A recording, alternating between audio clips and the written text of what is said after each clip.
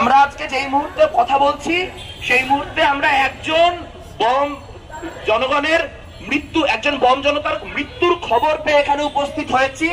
এখানে উপস্থিত হয়ে আমরা মুমূর্ষু অবস্থায় থাকা আরো বমদের কথা শুনছি। এটা হয়তো একটা উছিলা মাত্র, যেটা কেন্দ্র করে আমরা এক জায়গায় হয়েছি, কিন্তু এই নিপীড়ন তো নতুন না। আমরা প্রতিদিন কোথাও না কোথাও থেকে বম জনগোষ্ঠীর উপর হওয়া কোনো না কোনো অত্যাচারের খবর পাই। আমাদের পূর্ববর্তী বক্তা বলেছেন কিভাবে একটি গ্রামকে সম্পূর্ণভাবে আয়না ঘরে পরিণত করা হয়েছে।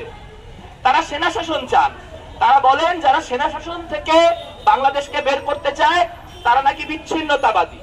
আরে ভাই, সেনা শাসন দূর করা কিভাবে বিচ্ছিন্নতাবাদ হয়? সেনা শাসন দূর করা তো মেইন স্ট্রিমিং। ঢাকা শহরে তো সেনা শাসন নাই।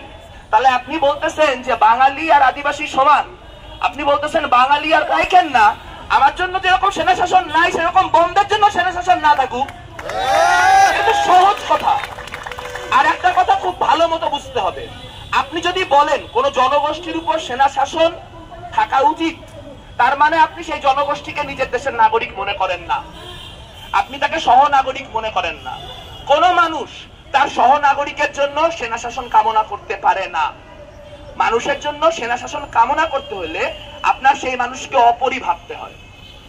এখানে যারা সেনা শাসন কায়েম করার মধ্য দিয়ে নিজেদের সার্বভৌমত্বকে সংহত করছেন বলে মনে করছেন, তারা মূলত ইয়াহিয়া খান, আইয়ুব খানদের উত্তরসূরি। সেই ইয়াহিয়া খান, আইয়ুব খানরা যারা বলেছিলেন লাগলে কোনো লোক লাগবে না, আমার মাটি চাই। এই যে বাঙালি জাতীয়তাবাদের নামে যে সুপ্রিমেসিস্ট লোকজন, যারা কিনা একটা কি বলবো বাঙালি শ্রেষ্ঠত্ববাদের রাজনীতি করেন, সেই বাঙালি শ্রেষ্ঠত্ববাদী রাজনীতিকরা মূলত চান যে লাগলে বম জনগোষ্ঠী নাই হয়ে যাক, লাগলে যুম্ম জনগোষ্ঠী নাই হয়ে যাক, তবুও তাদের পাহাড় লাগবে, তবুও তাদের ওই ভূখণ্ড লাগবে।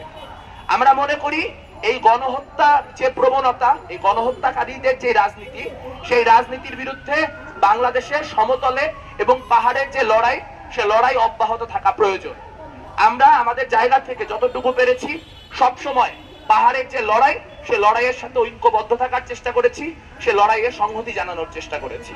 আমরা এখান থেকে স্পষ্ট হুঁশিয়ারি দিতে চাই, যদি বম জনগোষ্ঠীর উপর যে নির্যাতন, যে নিপীড়ন, তা বন্ধ না হয়, তাহলে আপনাদের যে চিত্র, আপনাদের যে আসল ছবি, তা যেন গোটা দুনিয়ার মানুষের সামনে একবার স্পষ্ট হয়, তা নিশ্চিত করার যে লড়াই, তা কিন্তু আমরা করব। আপনারা মনে করবেন না যে এইখানে আমরা আওয়ামী লীগ সরিয়েছি, আওয়ামী লীগ সরানোর মধ্য দিয়ে স্বৈরাচারের পতন ঘটেছে এবং তার মধ্যে দিয়ে বাংলাদেশে যে লড়াই সংগ্রাম সব শেষ হয়ে গিয়েছে। আমরা দেখতে পাচ্ছি এখনো একই ব্যবস্থায় পার্বত্য চট্টগ্রাম চলছে।